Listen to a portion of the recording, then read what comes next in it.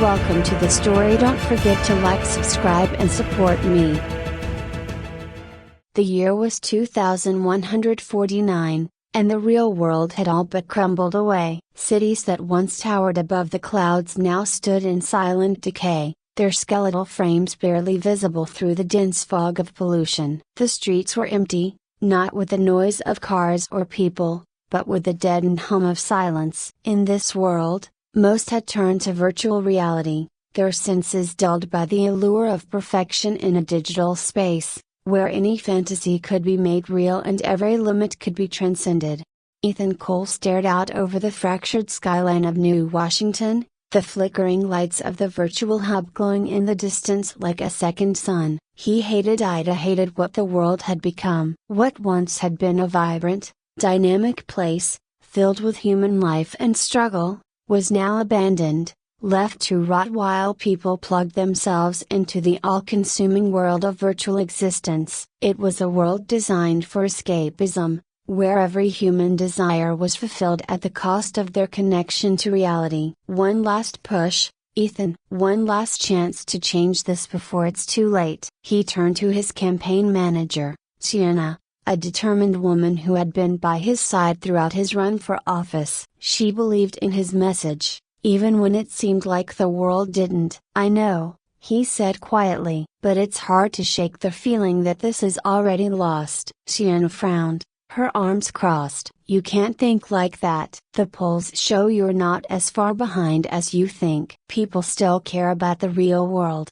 about fixing it. You're the only candidate pushing for that." Ethan nodded, though doubt gnawed at him. Victoria Hale, his opponent, had a stranglehold on the public. Her promise to elevate virtual reality to a level where humanity could live in digital immortality was irresistible to most. In the world she was proposing, no one would age, no one would suffer. A perfect, eternal existence inside a digital paradise. Who could compete with that? "We have to make them see," Sienna said, her voice fierce. "Make them realize what they're losing before it's too late." Ethan took a deep breath, steadying himself. He had made this choice long ago. While others buried themselves in the virtual world, he remained grounded in the reality that surrounded him, no matter how broken. He walked to the podium, where he would give his final speech before the election. Cameras zoomed in, broadcasting his face to millions. Most of those millions would watch from the safety of their virtual cocoons,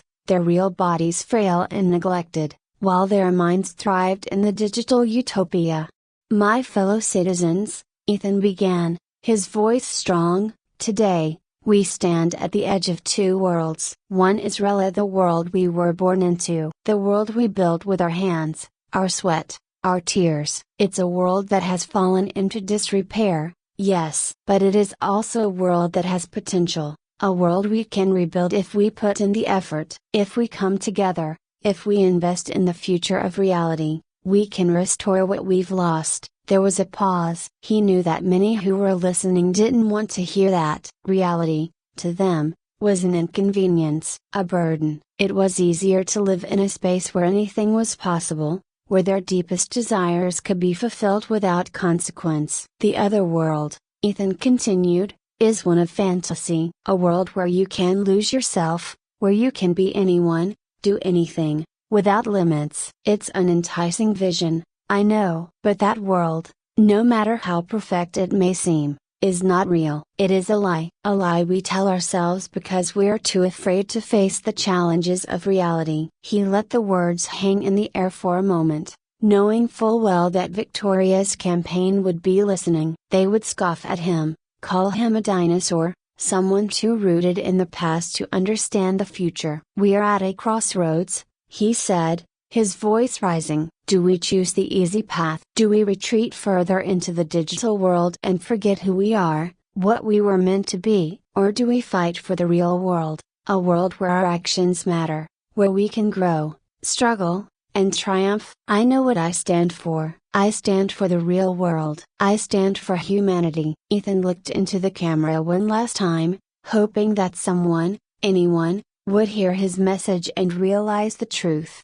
Election night came, and with it, The final results. Ethan sat with Sienna in his modest campaign office, the flicker of screens reflecting off their faces as the numbers rolled in. "It's not looking good," Sienna said softly, her hands tightening around her tablet. Ethan already knew the outcome, though he had tried to prepare himself for it. The public had spoken, and they had chosen Victoria Hale's vision of the future, an endless existence in the virtual realm. The final vote tally was crushing. Ethan's hopes were dashed, his campaign a failure. He had lost. "You fought hard," Sienna said, her voice tight with emotion. "You gave it everything. But people just weren't ready." Ethan leaned back in his chair, the weight of defeat settling over him like a heavy cloak. The future that he feared was now set in motion. The real world would continue to decay, and more people would lose themselves in the virtual realm,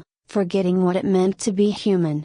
"I thought," he began, then shook his head. "It doesn't matter. The people made their choice." "But what about the ones who didn't?" Sienna asked, her eyes burning with intensity. "There are still people who believe in what you're saying. People who want to fight for the real world. You can't just give up now." Ethan looked at her, surprised by the fire in her voice. He had expected her to give up, just as most people would. But she wasn't like that. And maybe, he thought, he wasn't either. He stood up, his eyes focused on the virtual skyline beyond the window. "You're right. There are still people out there who need help. People who don't want to be trapped in a lie. I didn't run this campaign for myself. I ran it because I believe in something bigger." "What are you going to do?" Sienna asked, standing with him. Ethan took a deep breath. "I'm going to build something real. Something that can help people break free from the virtual world and reclaim their lives. It won't be easy,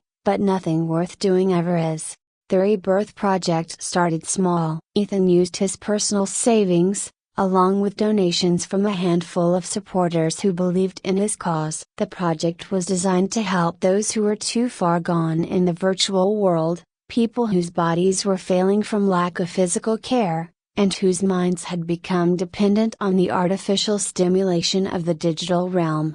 Ethan's first recruits were doctors, psychologists, and engineers, so people who still believed in the value of the physical world. They worked tirelessly to create programs that would help wean users off their virtual addiction, offering therapy, physical rehabilitation, and education on the importance of reconnecting with reality. The results were slow at first. Most people were too far gone, too addicted to the perfection of the virtual world to even consider returning to reality. But slowly, steadily, the Rebirth project began to make a difference. Ethan's team developed a groundbreaking system that could be inserted into the virtual world itself. This program, designed by neuropsychologist Dr. Leah Rivers, worked by subtly guiding users toward a deeper understanding of their real-world needs. It wasn't an aggressive intervention, but a gentle reminder, woven into the fabric of their virtual experiences, that reality still mattered. One of the first success stories was a man named Tom, who had spent over a decade plugged into the virtual world, his real body withering away in a VR pod. Tom's life in the digital realm had been perfected. He was rich, powerful, loved. In reality, he was a shell of his former self. But through the Rebirth project's intervention, he began to see cracks in the facade of his virtual life. Bit by bit, he started to remember what it felt like to be human. When Tom finally emerged from the virtual world, weak and disoriented, Ethan was there to greet him. "Welcome back," Ethan said softly. Tom looked at him, tears in his eyes. "I forgot what it was like to be real." Ethan smiled, clapping him on the shoulder. "It's not too late. We can still fix this." As the Rebirth project gained momentum, it attracted attention of both good and bad. While some praised Ethan's efforts, others, especially those invested in the virtual world's continued expansion, saw him as a threat. And no one saw him as more of a threat than Victoria Hale. "He's delusional," Victoria said in a televised interview, her perfectly styled hair and sharp features emphasizing her confidence. "The real world is dying. There's nothing left to save. Ethan Cole is stuck in the past, clinging to a broken world because he's afraid of the future. But the future is here, and it's virtual. Victoria's words were like a knife twisting in Ethan's side. She had the power to sway public opinion, and with each appearance, she chipped away at the legitimacy of the Rebirth project. But Ethan didn't back down. Ethan didn't back down, not even when the pressure mounted from all sides. Victoria Hale's administration made moves to stifle his efforts. Government regulations tightened around virtual reality interventions,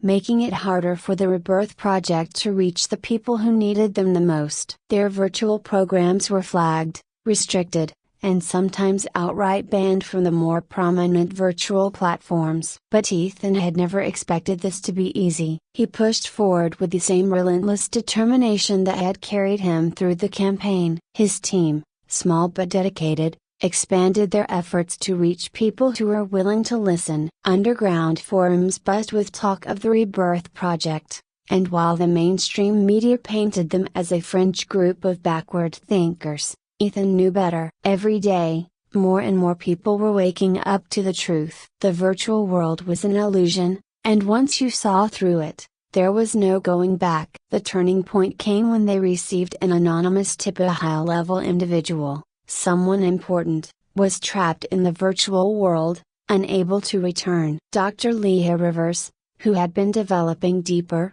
more targeted virtual interventions, immediately recognized the significance of the case. If they could help this person, it could be the breakthrough they'd been waiting for. The man's name was Cade Sorensen, a tech billionaire who had been one of the earliest investors in virtual reality. He had disappeared into his own digital paradise years ago, leaving his vast empire behind in the hands of corporate boards and administrators. No one had heard from him since. His body, though alive, had wasted away in a high-tech pod in his estate, sustained only by machines. This could change everything, Leah said, her eyes alight with hope. If we can bring him back, if we can show the world that even someone like Cade Sorensen can return to reality, it'll prove that our project isn't just viably, it's necessary.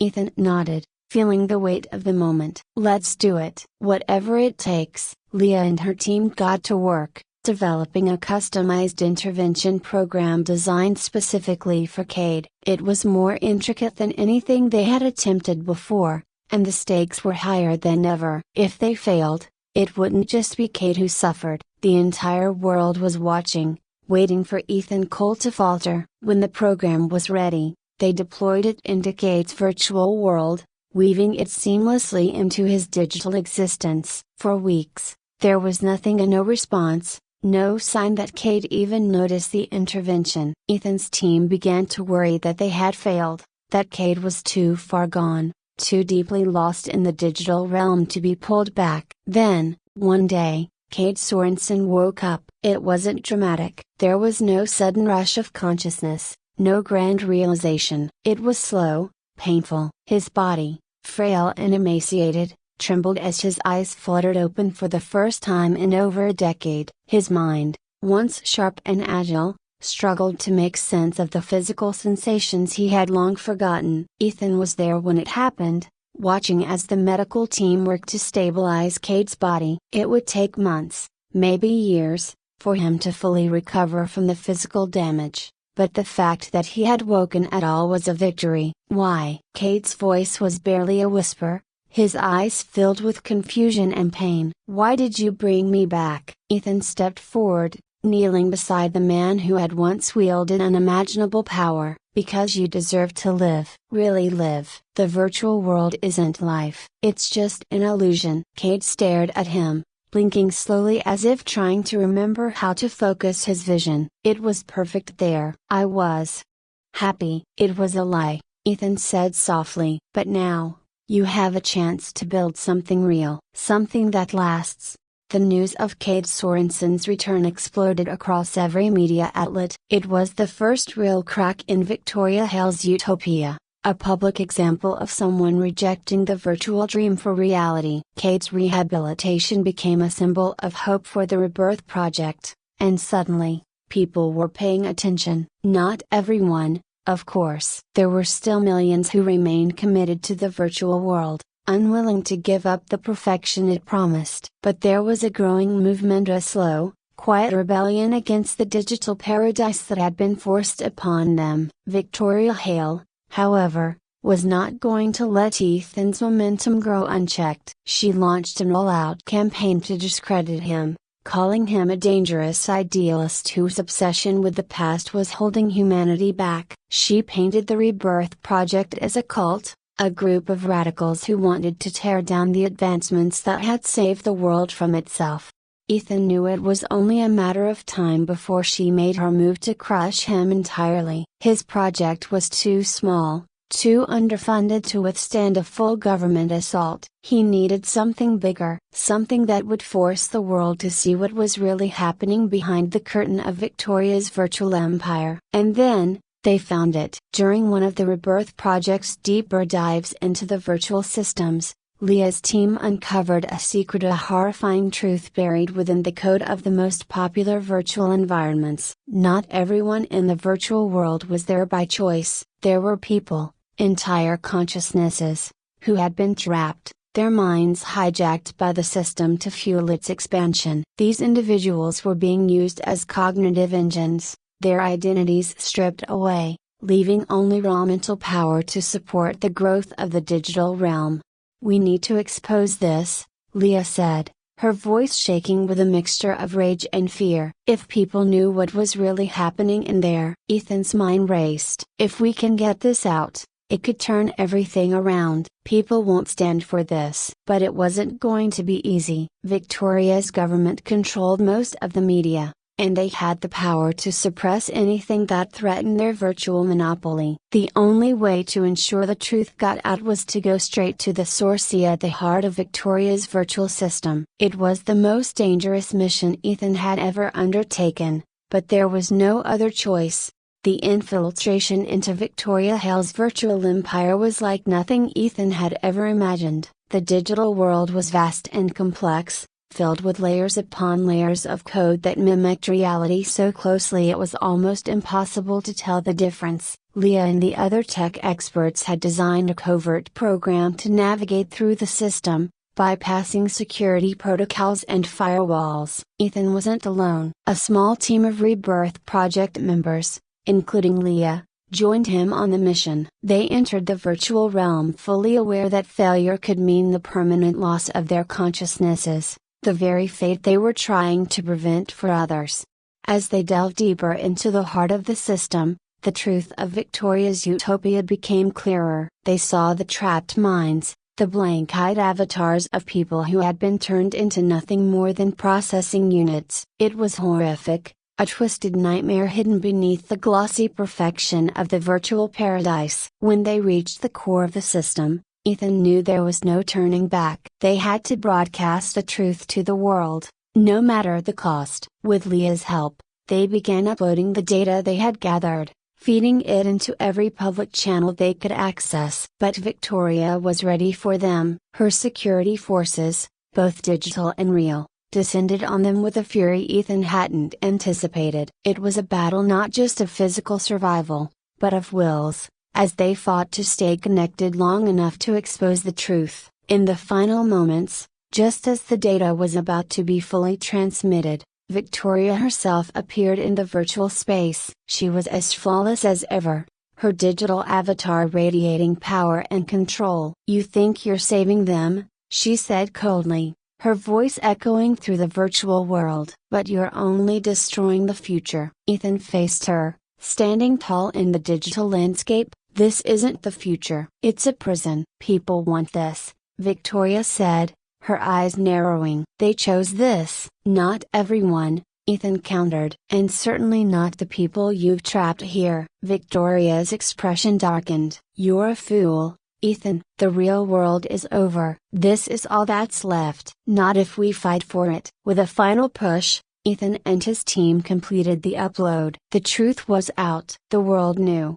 The fallout from the Rebirth Project's revelation was immediate and overwhelming. Protests erupted across the world, as people demanded answers from the government and from Victoria Hale. The once untouchable leader of the virtual empire found herself facing scrutiny like never before. Her carefully constructed illusion was shattered. Ethan stood on the balcony of the Rebirth Project's headquarters, looking out over the city. It was still broken, still scarred by years of neglect, but there was something new in the air, a sense of hope, of possibility. The real world wasn't perfect, and it never would be. But it was real, and that was enough. Ethan knew there was still a long road ahead. The virtual world wasn't going to disappear overnight, and there would always be those who preferred its comfort to the harshness of reality. But for the first time in a long while, people were waking up. They were remembering what it meant to live. As the sun set over the skyline, Ethan smiled. This was just the beginning.